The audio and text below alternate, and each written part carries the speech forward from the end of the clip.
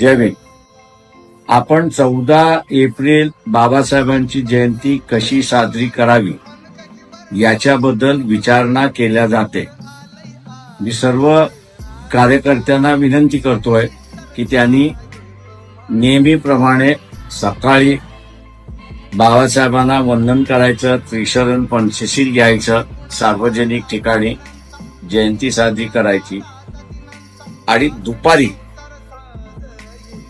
गावातल्या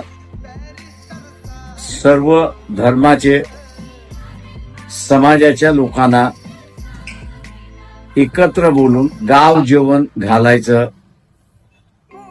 संस्थेच्या वतीने किंवा इतर कोणाच्या वतीने ते आपण द्यावं अशी विनंती आहे. समूह बदललेला आहे, बाबासाहेबांना मानणारा वर्ग सुद्धा बदललेला आहे. त्याला आपण सगळ्यांनी